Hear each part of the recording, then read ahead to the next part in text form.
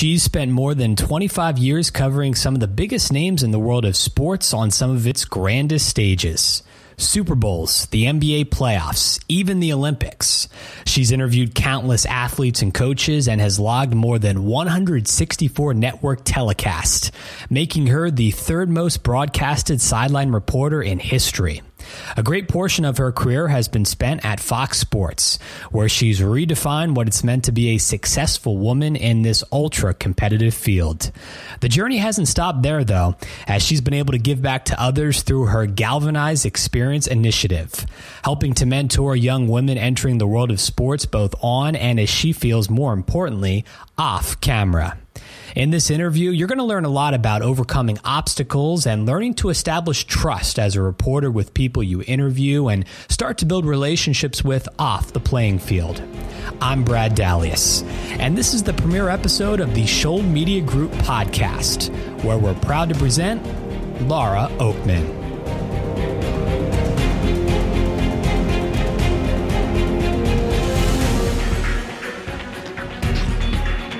How would you summarize the current state of media in the world of sports broadcasting today? I would say there's something I love about the current state of broadcasting, and what that is, it's in a place right now where it encourages and allows so many different voices, and there's something just so wonderful about that. I think about being a young woman breaking into this business, almost 30 years ago, and there weren't many paths. And you knew the box that you were going to be put into from the second that you started. And I think I'd say it's not as, you're not going to be put in as many boxes now if you're young and starting out, but also it's not that you're not going to be put in any. There's so many opportunities now to create your own path. So there's not just all these boxes. Do you want to be a reporter? Do you want to be a broadcaster? Do you want to be a producer? There's so many cool things to create and to find your voice and to use your voice. I'd also say there's some discouraging things to me, which mostly is there's things that haven't changed since I got into this business almost 30 years ago, and that is the same people who have always run this business continue to run this business. And where I'm thrilled to see more women in this business, more minorities in this business, as reporters and as broadcasters, I would say that I'm still waiting for the day where the decision makers and the bosses and the producers and the people creating the content and hiring people will be more women, will be more women of color, and will be more just minorities, period. So there's some wonderful things that I've loved about watching from when I started to where we are now, and some things I really know we still need to work on. Did you always know you wanted to get into this field? I always knew journalism. I always knew storytelling. That has been since I was a little girl. And I don't think I really put the job behind it until high school, when I knew it was writing and I knew it was telling other people's stories. And when I got to college and knew it was journalism and knew it was broadcasting, I started falling in love with that. From the minute I got to school, I knew that's what I wanted to do. I took a couple of sports classes, was the only woman. And so I started having a little bit of a feeling like, ooh, this feels good and I love this. But I wasn't encouraged back then. I was told this is a really tough road if you're going to try to be a woman succeeding in sports. So always knew I wanted to be a storyteller. The sports probably took a little bit more of a push, and I don't mean from anybody else. I mean pushing myself, because everybody kept trying to get me not to. And that was my first job. I was hired in Montgomery, Alabama at a local ABC affiliate to do news during the week, sports during the weekend, and I fell in love with sports really quickly, going, this is my path. Was there someone, and maybe that initial job when you're coming out of college, or maybe even younger than that in high school, someone who was maybe they weren't the most vocal person who was encouraging you, but they were a source of inspiration to you, that maybe was just kind of like that figure, if you will, in the shadows in the best way possible, who just encouraged you and was somewhat of maybe like a whisperer to you to keep pushing forward and to keep putting out this work that continue to reinforce what you were thinking as far far as just, this is feeling good, this sounds right, this feels right, this is stuff I want to do? That's so easy for me. It was my mom. I lost my mom young. I was just starting my career, so I was about 22 years old when she passed, and so she didn't get to see really what I wound up doing. But she really was the only person that kept saying you can do anything you want and don't listen to everybody else who's telling you this is going to be hard, and made sure to always tell me that everything that is hard is worth doing and is worth pushing yourself for. So I didn't have her on this earth long enough, but I'm so thankful that she really was in my ear and in my head and in my heart since I was a little girl, making sure that she pushed me to make sure that I was creating my own life and to make sure that I wasn't looking at other people's paths, that I was really tuned into my own. And to be really honest, I didn't have anybody else. There weren't a whole lot of women in sports back then. And it's so different. We weren't watching, ESPN's or Fox Sports then. It was really hard to find a lot of women in sports. And I really had people telling me it was hard. I had advisors telling me, one, being a broadcaster was hard, that you're already trying to buck those odds, which is, with being a broadcaster. And then the whole woman in sports was another obstacle to overcome. So I'm really thankful that my mom's voice was in my head since I was a little girl, because at least that way, as I didn't have my own voice yet and it wasn't strong enough, I had one voice while everybody was telling me not to do this that I could conjure up, that kept telling me, keep doing this. It's going to be worth it. Describe, if you could, the role that Fox Sports has played as an employer to you, and as far as just giving you such a big opportunity over the years to being able to be a sideline reporter for them, and just the role that they've played, because I feel, and I think I've read as well, other people have talked about how Fox Sports has really been a platform for a lot of change, especially with them coming around in the 90s, later than a lot of the other bigger networks that have been around a long time, such as CBS, NBC, obviously, and others, that they've somewhat have been able to be the 21st century home and network for a lot of different people, and they've been able to blaze a path of change, and I think a lot of other things as well. I'm curious to get your take on that. You can probably speak better to it, obviously, because you've been there for a long time. You've been around the people as well there. I'm really thankful for them. I have been with Fox Sports for almost 20 years now, and what I would say is sometimes people change, but the heart of the place really hasn't. And I've probably played every role for them. I've been a host, I've been an anchor, I've been a sideline reporter, and covered, a whole bunch of sports with them. And so I'm very thankful just for the opportunities that they've given me. But what I'm probably most thankful for is having one place that let me get older in this business. Because as a woman, for a long time, I was told it's hard to be a woman in this business. You don't know what you're talking about, and you never played this sport, and nobody wants to hear you. And, and you hear that for a very long time. And then once you're in this business long enough and people get to know you and you've proven yourself to other people, probably to yourself, which usually has to happen first. But then there's kind of a second wave, which is, okay, great, you've been doing this now, you've proven yourself, but now it's going to get harder because women don't age on camera. And once you hit 40, nobody wants to hire older women on camera. So as soon as I thought I'd mastered the first wave or got over the first wave of just being a woman in this business, it was like, oh, well, now I'm going to get smacked with the second wave. And so I'm really thankful that I came to Fox. I was young, but I still was established. I had been at CNN Sports and TBS Sports and TNT and had paid my dues. And so I didn't need them to give me a shot. I already had my shot. And so I came to them with my foundation. And so I'm thankful for that, for them and for them hiring me and bringing me into the family. But I'm most thankful that they've allowed me to grow up in this business, get older in this business, age in this business. I don't want, especially young women, to just look at me and my peers who've been doing it for a long time and go, oh, it's so great to see a woman on camera. I want them now to say, it's so great seeing an older woman on camera, because I was told for a very long time, once you hit 40, you should have a plan B. And so I want to be able to be one of the women that all these younger women can look to and go, when you hit 40, you're just getting good. You know, my relationships didn't get, really solid until I was in my 40s. And my confidence didn't really, really soar until I was in my 40s. And all those things where I look at my life and go, gosh, I'm so thankful that I didn't have to do anything else because I was just getting good at it.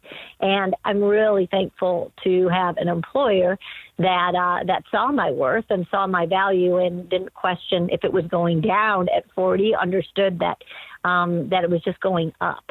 So I'm thankful to them for a lot of reasons, but that being the one that means the most to me. Is there someone that at one point when you were still fairly younger, when you were hired by Fox, by the way, is there a story of you being hired by Fox, and how did that role initially come about? At the time, I was in Atlanta and I was working for Fox Sports South, and I was doing a feature, and I'm trying to remember if this first feature was on David Pollock, who was the Cincinnati Bengals first-round draft. Well, now he's ESPN Game Day. But back then, I knew him from the University of Georgia, and he was about to go into the NFL draft. I'll never forget this. And I did a story on him being a virgin, him and his girlfriend. And it was his senior year, and big man on campus, and one of his teammates told me he was, and I had to talk with him about it and said, would you ever want to talk about this on camera, or is it just too uncomfortable and weird that I'm asking? And David was and is, just a terrific young man who has always talked the talk and walked it. And he said, I really want for all these young kids who are wearing David Pollock jerseys to understand what I stand for and who I am and why it's important for me to save my virginity. And I never had a conversation like this with a player. And I was at Fox Sports South, but I started talking to my eventual boss, Rick Jaffe, who was there, about doing a piece for the national show for Fox Sports Net, for Fox Sports. And that was our first story together. And that's how I started the relationship. And after that piece, he wound up hiring me to host a daily NFL show and to do some sidelines and some features on the NFL. And gosh, and now thinking about it, so that was, it's 17, 18 years ago. But what I love about that was I wasn't looking, I wasn't trying to go anywhere. I was enjoying my time in Atlanta, and it was a great story that brought us together and a great partnership on how to tell the story, a real sensitive story, how to do it the right way. And I loved working with Rick and loved that was the entree to my relationship with Fox Sports and moving to Los Angeles from there. I know today, just in 2020 here, that is definitely still somewhat of a taboo subject. We hear it talked more about in society than it's ever been. But you go back, so this is early 2000s, correct? And you're talking about this. Was this one of more of the taboo-esque stories that you've done over the years, if you kind of reflect back on it? I think it was, I don't know if I call it taboo. I think what I would call it is, one of the more sensitive and one of the more story that you really had to do right. And so there's a lot to it. You're talking about, just the conversation in the interview with David. And because I would tell people I'm doing the story, and people would say things and make jokes about well, what's the definition of a virgin? And so I kept hearing people say that. And I knew I had to ask David that on camera. Yeah. So there was a lot of sensitivity to talking to a young man, but talking to anybody on camera or off camera about physical relationships, and also because he was such a devout Christian. So we're now talking about his faith, and we're now talking about Jesus, and we're now talking about sex. And so there was a lot to that story. And that's when I was probably at a really good time in my career. I wasn't too young and too new to be uncomfortable by it, but I was old enough to understand the responsibility of it and to know that I needed to do it right for David, for his girlfriend, who eventual wife, and make sure that they were comfortable and make sure it was a piece that they were proud of, and a piece that could air on any network and not have people be squeamish or go, what the heck, but really sit back and really learn about somebody. And I loved that David said it. If I still feel that way. If you're wearing somebody's name on your back, or you're letting your child wear somebody's name on their back, you should know something more about them than their number and their stats. And I loved that we got to tell that story, because I think it's important, especially for the men and women, professional athletes, or at that time collegiate, who want to use the platform and really want. David was really clear on that. If you're going to wear my name, I want you to know what comes with that. So I was really proud of earning the trust to be able to tell that story, because that wasn't just meeting David and pitching this story. That was getting to know him, getting to know his girlfriend, and having him trust me that I would be able to tell that story and share that story the right way. Do you think that experience at more of a younger age and a younger point, an earlier stage in your career, did that help maybe ease you into other stories that you'd have to face later on? Did that experience really help in many different ways going forward? I would say that other stories and other experiences led me to that one again, because I was sort of in the middle at that point. I'd been doing it for, I'd been in the business now at this time for, 10 years, which now I laugh because, I go, when I work with women who've been in the business 10 years, I'm like, you're still a baby, but, right. but you're not, 10 years is still very much enough to know who you are and know how true. you want to do things. So what I would say is I learned I went through other experiences, and I learned other lessons about building relationships that led me to that moment. So when I was able to be at this moment, I knew how important the relationship was. I knew how important it was to tell the story right, not to go salacious, not to go with I'm air quoting, the sexy route, but to really make sure that I was going to go with the relationship route and the honest, authentic route. And I probably 5 years before that or 7 years before that would have struggled with that, because if I had a boss who said to me, we want to talk more about this or focus on this, I would have went there because I wanted to please my boss. But I was finally at a place in my life as a reporter and as a person that it mattered more to me that I did it right for the person I was interviewing. And that took lessons to get there.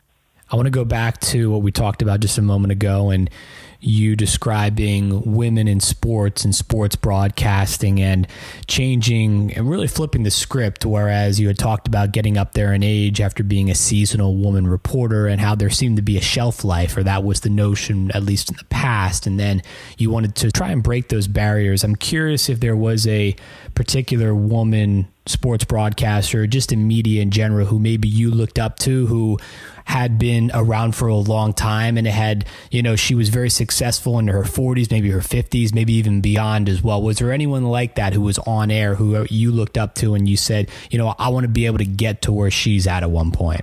I never looked at other people's paths.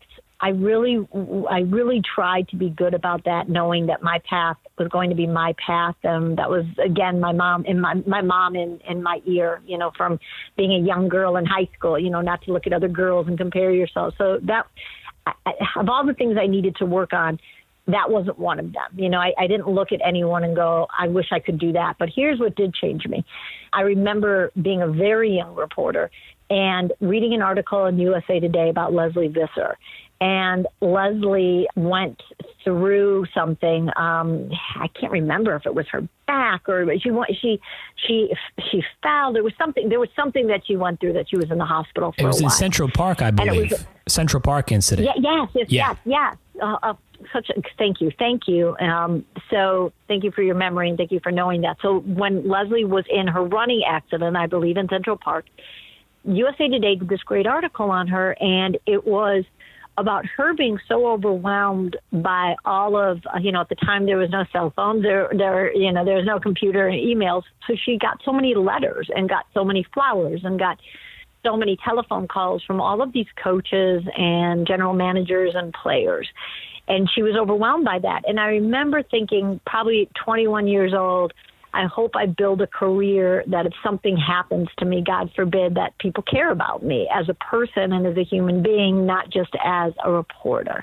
And so that was instrumental in my growth, because before that, everything was about the line that you created or the wall you created. Reporter on one side and person you cover on the other side. And that was probably one of my first inklings that I had to go, okay, there's a way to do this as a human being. I don't have to have this hard line, and I don't have to become a different person as a reporter and as a human being. So that was really important in my growth. I didn't know Leslie, and then was so fortunate to get to know her years and years and years later, and loved that she made such an impact on me without me even knowing her. And then I loved meeting her and falling in love with her as a person and going, like how great that she gave me a lesson before I even knew who she was. So that was probably the biggest woman that shaped me. And I didn't have a relationship with her. And I am asked a lot about just women in this business as mentors and as leaders as I was growing up, and I didn't have any. I didn't have any peers. And I always want to be careful, because I hope it never sounds like it's catty or it was intentional, because what I always say is so hard making it in this business. It was really tough knocking down all those, knocking down and knocking on all those ceilings. And you were so hell-bent trying to make a career for yourself that I wasn't looking ahead. I wasn't looking behind to see if I could help anybody. And I wasn't looking alongside, left or right, going, is anyone doing this with me? I just was so focused on my own path.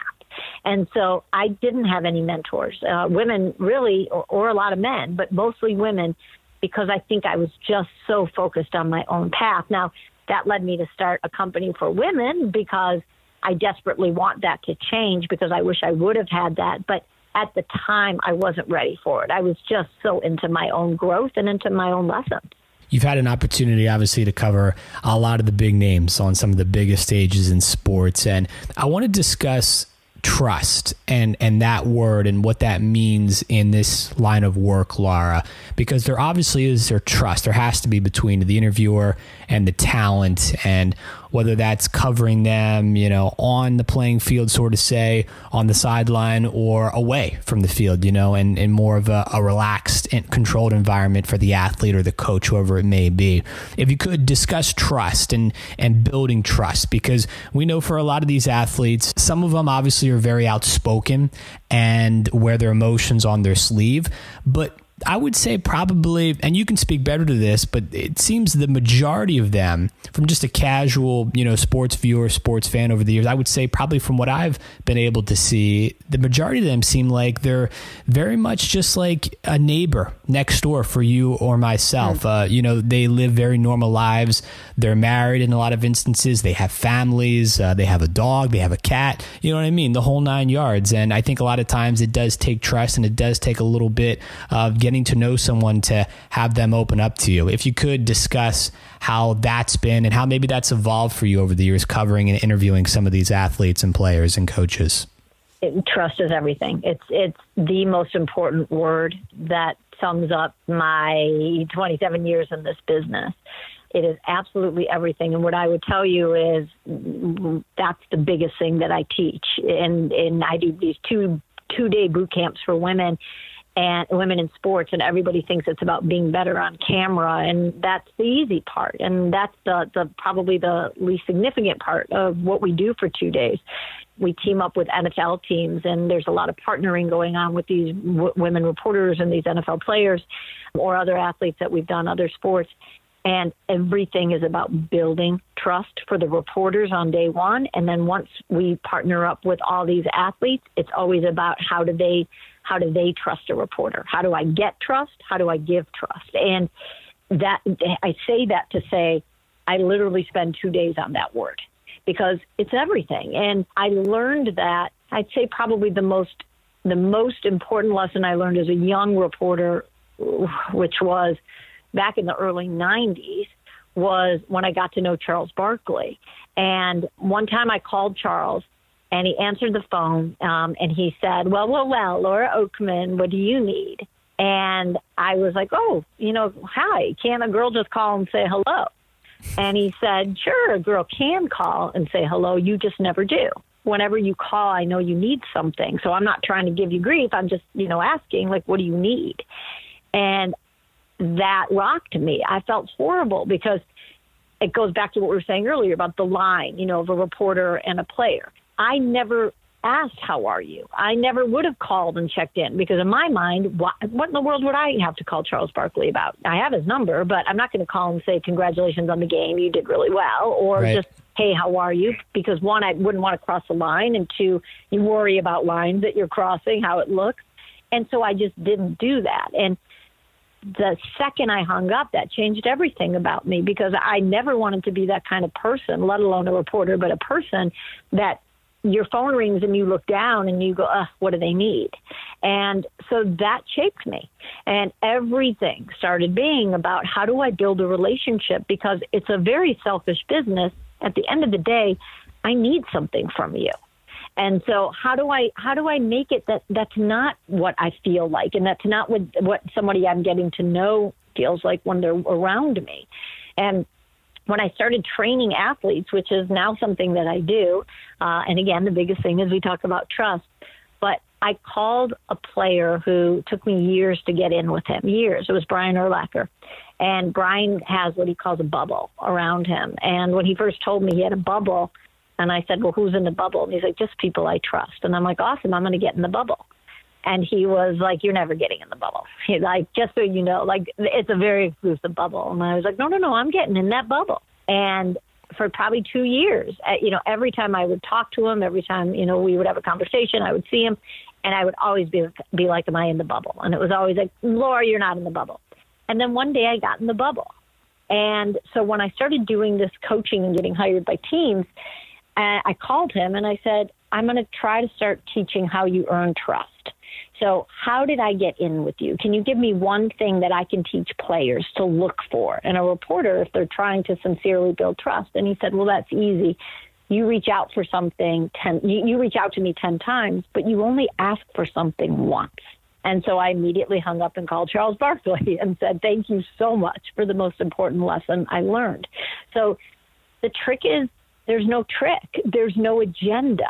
So I'm not reaching out to when I only have them for games. After every single game I do, I get in the car afterwards and we head to the airport, and I spend the next 2 to 3 hours reaching out to every player, every general manager, every head coach, assistant coach that I have a relationship with. And I say, congratulations on the win. I'm sorry about the loss. And I'm so sorry about the injury, sending healing thoughts. I'm constantly reaching out. I'm constantly, watching to see what they're doing, even if I don't see them all year. How is your family? How's your, I get to know the wives. I get to know the kids. And sometimes that turns into a story. Most often it doesn't. And so now when I have this company and I bring in 25 women into an NFL team, I'm able to show these girls, I didn't just call the Giants yesterday. I didn't just call the Falcons yesterday. This has been 20 years of building a relationship. So they trust me to bring 20 women in, that they know who I am, that they know what this means. And so what I love to tell these young reporters is you build these relationships and you never know where they're taking you. Sometimes they're not taking you anywhere. It's strictly for a friendship. And other times, how lucky am I that these coaches that I start a second chapter of my life are allowing me into their buildings because they know me and they trust me with their daughters or in their building with their players. And so what I would say is it was the most important lesson I ever learned as a reporter and as a person. When I'm done with this side of the business, I will have too many friends to count who are coaches and who are players and who are general managers. And 20 years ago, I would have never built one of those relationships. I would have told you I don't have friends. I'm a reporter. And so that doesn't mean I don't ask hard questions. That doesn't mean I don't ask difficult questions or pose difficult questions. It just means they trust me enough to be fair and to know that I'm coming in with no agenda, but hopefully help them tell their story. And that was a very long answer, Brad. I apologize. It gets to the crux of it, though, and I think that's what people want to hear. People want to hear these stories in which I really think of it as, it's peeling back the curtain, sort of say, and getting a chance to really see this, because a lot of times we don't get to see this. The public doesn't get to hear these stories and, really go behind, like I said, behind the curtain, sort of say, and to really get a chance to see what a lot of these players and coaches are about and what these experiences are about, and talking about trust and how, like you had mentioned there before, it's not about literally showing up at the stadium on Sunday. It's years in the making and games and travel and all that stuff combined, right? And I'm curious if there's maybe been someone you've interviewed, Laura, whether it's a player, coach, general manager, you name it, who is maybe really misunderstood in the public eye, but through an interview maybe you've done, through an encounter, you've gotten to know him or her, and you got a chance to think to yourself, you know what, this person really is a little bit different, if you get a chance to meet him up close and personal. There's too many to count. I mean that. It's the privilege and the pleasure of my job. Once you build that relationship and the trust, and I can't tell you how many times I've said to someone, I'm so lucky that you're showing me who you are. It's just, there's too many. Player-wise, I would say it about Cam Newton. I had a conversation with him this year, early in the season when he was playing, about difficulties of getting older and feeling like the best is behind you, and talking to him about how easy it's been to cultivate a persona of being Superman and how difficult it is to find Clark Kent. And having a conversation like that's, a 20-minute conversation that never made air. But I can tell you that I wish it did, because it made me look at Cam so differently of what he's going through at this moment. Not Cam 5 years ago, but Cam right now. Mike McCarthy is somebody who I think that people look at him a certain way because he held back, very much protecting his team and having that line with him and the media. And what I would tell you, he's one of my favorite people, not just favorite coaches, but favorite human beings. And I'm so lucky that I've gotten to see that side from him. Odell Beckham, I had him after the catch that put him on the map and changed his world. I had him my team covered him, I think it was 3 of the next 6 weeks. We had him a bunch right when his star just exploded. And people just were making all these observations about him and all these, just all their opinions about him. And I remember every time I saw him just saying to him, how tired are you? Because he just looks so tired. And him talking about how hard this is and trying to figure this all out and suddenly having your world change. And I remember talking to his mom about it, who, I still have a great relationship with her and Odell. And where everybody saw a kid who loved the attention and had this ego. And I just saw this young man trying to figure it out. And I still see that in him. So what I would say is, honestly, I hate to say this, but there's too many to count. Everybody who we think we know in the public eye, usually that's not who they are. I mean, there's exceptions, but usually you got to earn the trust to get in there and find out who they are. People always ask me about, who are the good guys in the business and your favorite guys to cover. And I'm always like, you're asking it wrong, because they'll say, I'm sure there's so many bad guys to cover and so many guys with egos. What about the good guys? And I'm like, if you ask me about the good guys, I don't have the time and you don't. It'll take me hours to go over how many wonderful men there are in the NFL and bigger, how many wonderful men and women around the league and in other sports. If you want to ask me who the bad guys are, who I really don't like, who I, don't want to get to know, trust, that's going to take me 2 minutes. I'll name a few, but it's that rare. There's so many wonderful, wonderful people to cover in our business. And again, the privilege is when you earn the trust and knowing it doesn't have to make air. And I would say when I was a young reporter, the definition of success to me was the get. You tell me something, Brad, and I'm going to say it on air, and that's my reward. That's my gold. But then what changed for me is the gold is the trust. And if you tell me something, knowing it won't go anywhere further than right here, that's my gold. And that took a while to figure that out. It's why sometimes I I'm so fearful for so many, especially young women who get thrown into this business so early and they haven't developed that yet, because I didn't. It took me a while, and I'm glad that I had to come up in the business. So by the time I got to the professional leagues, I already had my moral compass down. It takes a minute because everybody's telling you, who do you know, and can you get them to talk, and what are they saying about this? And eventually I figured out that's not what drives me, and that's not my definition of who I am or or the definition of success to me as a reporter.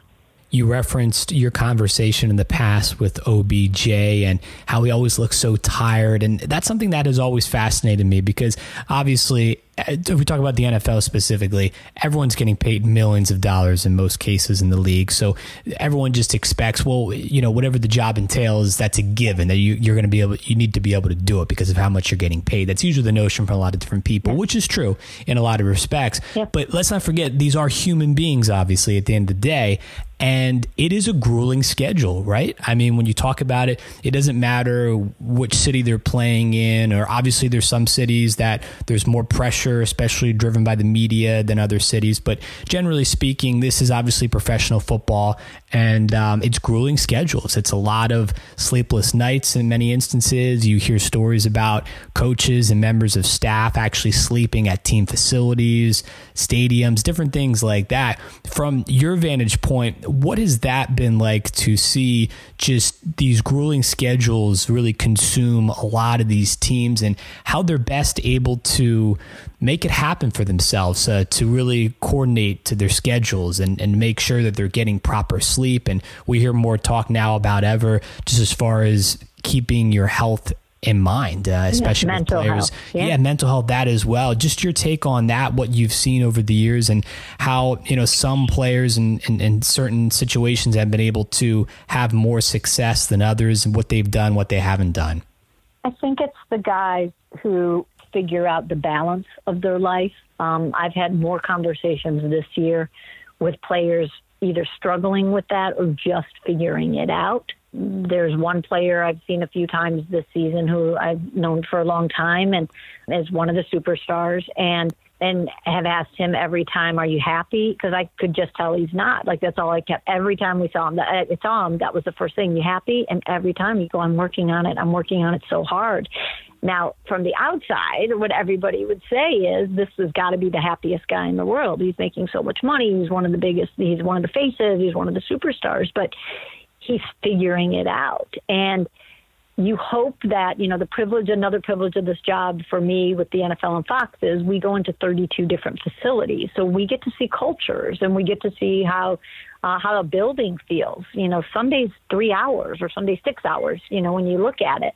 But they're in that building 6 days a week, or 5 days, usually 6 days a week. Mm-hmm. And so it starts with, what's the culture of that building? Are they making sure that, that sleep is important, and the mental health is important, and a life is important? It starts in there, but also, it's not just the players, it's certainly the coaches too, even more so with their schedules.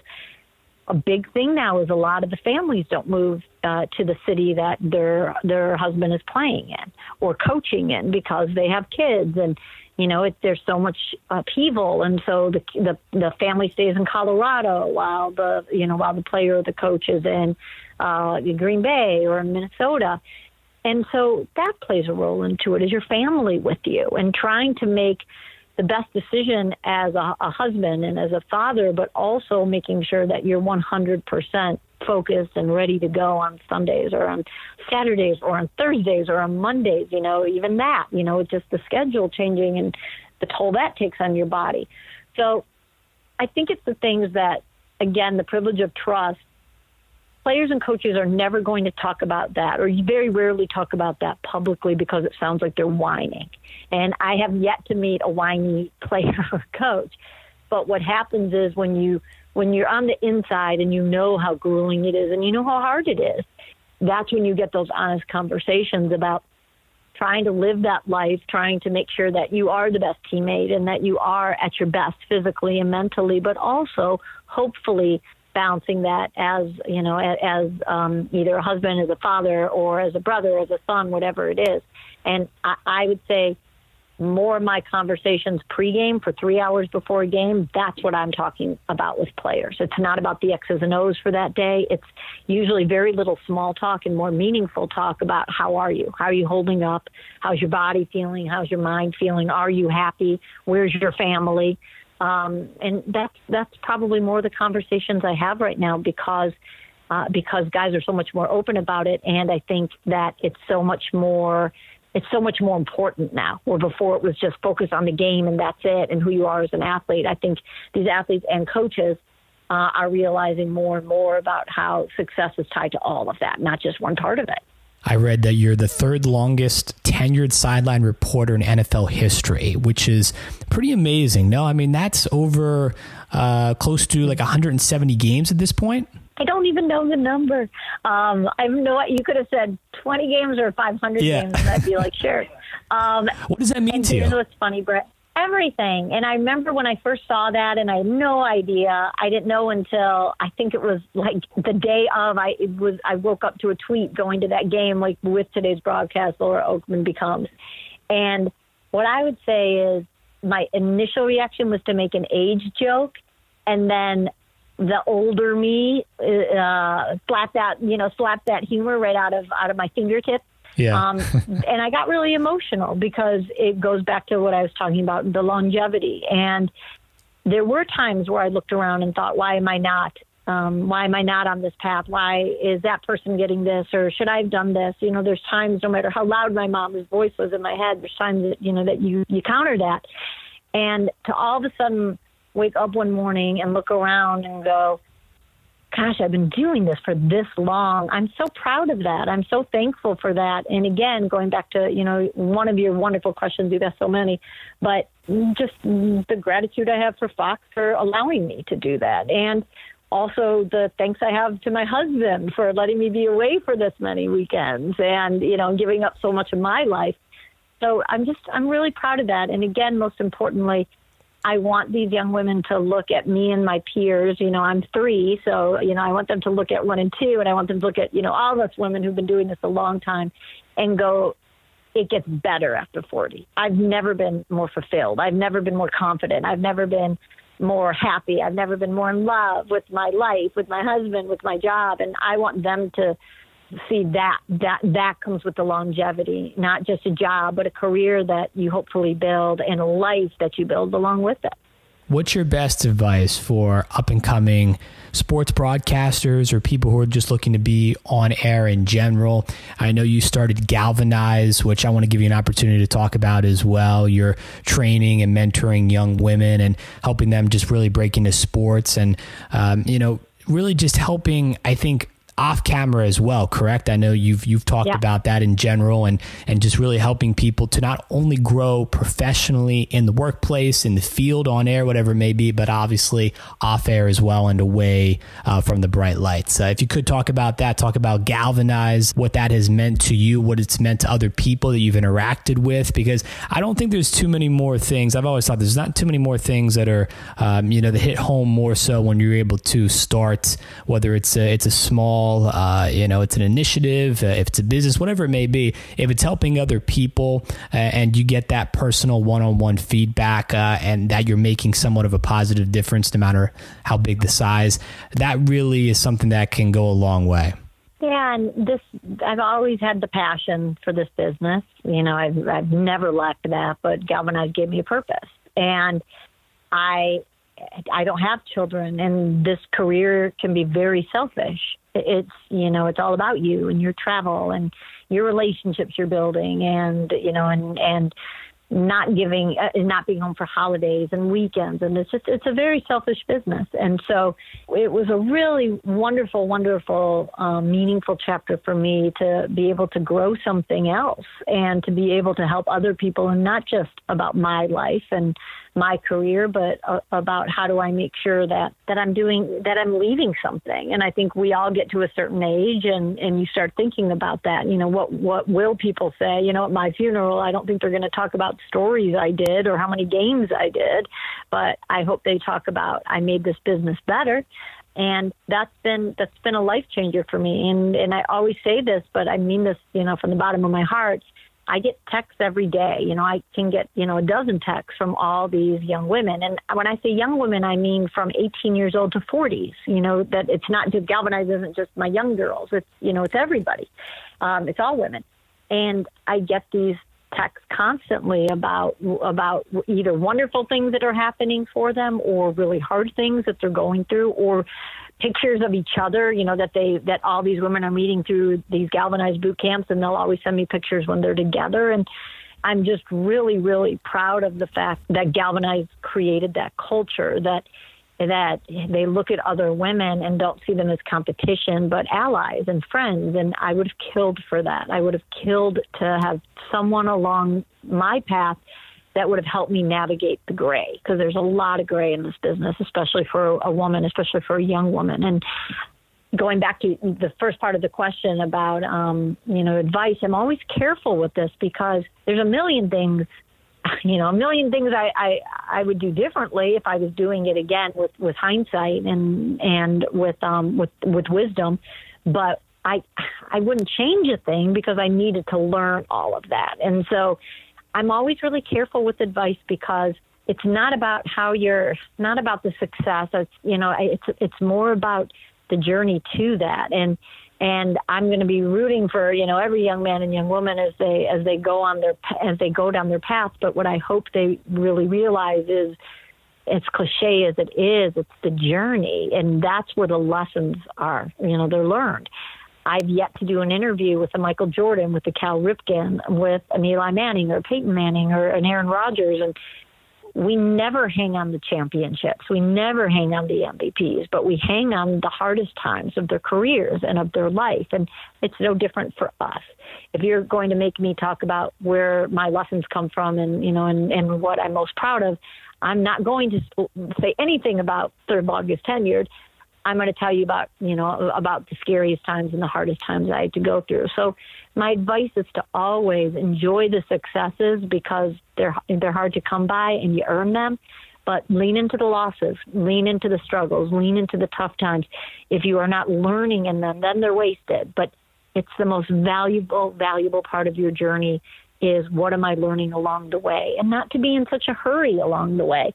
My best times were as young reporters, as a young reporter, getting to know Charles Barkley or Michael Jordan when he played baseball, or Charles Barkley in Alabama because he would go back there since he was from there. I wouldn't have gotten to know them if I would have started too high. I needed to start low, and I needed to grow with people. I covered Terrell Owens at University of Tennessee, Chattanooga as a young reporter. So I'm really, really proud of the stuff that I learned on the way that led me to the NFL Fox. And I'm glad that I didn't start learning here. And everybody's in such a hurry to get to there. Just enjoy here a little bit more and dive into the here. And it just makes there so much lovelier. I've got a couple of hard-hitting questions for you. Not really. They're a little more on the light side, but a little more rapid fire for you, Laura. First one, who is someone you'd love to work with who you just have not had an opportunity to do so yet? Oh, this is a bittersweet one, but my best friend in the business for over 20 years was Stuart Scott. And Stuart and I talked about for over 20 years how much we would have killed to have anchored a show together. Or I was executive producer and created a series where I would showcase and profile NFL people, personalities for 30 minutes. And Stuart and I talked for years about, can I do one with him, even though I'm Fox and he's ESPN. So that would be it, that I never got to work with him. And that was always something that him and I talked about and fantasized about and wanted to. So that's my heartfelt answer. Best NFL stadium?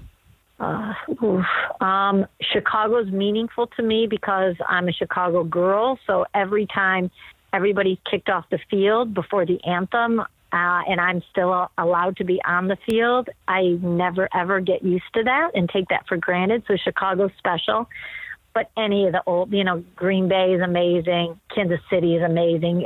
So I'll go with Chicago with the heart, but it's still awesome when you walk into, one of those old school stadiums that you still feel the ghost. But also, that being said, I love the Minnesota Vikings new stadium. That's just cool. Something you'd like to see change about sports in general?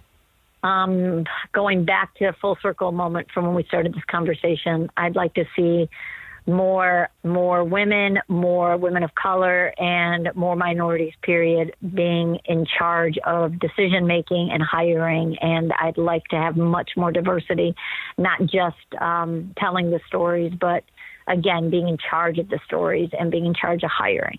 Favorite event you've ever covered? Oh gosh.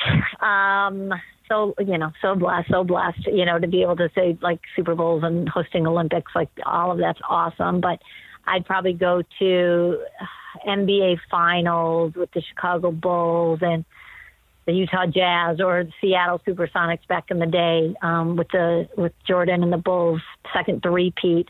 But why it's my favorite is because that's where Stuart and I got to be friends. So it was sitting with him at games and sitting in the finals and covering our mouths with the scorecard and going, can you believe we're here for the flu game? Can you believe we're here for these games, and seeing this in person? So I love that I was at some awesome events, but my favorite sporting events are the ones that I'm with the people I love. Favorite emoji? It has to just be the red heart. And I only use it if I mean it, but it has to be the heart.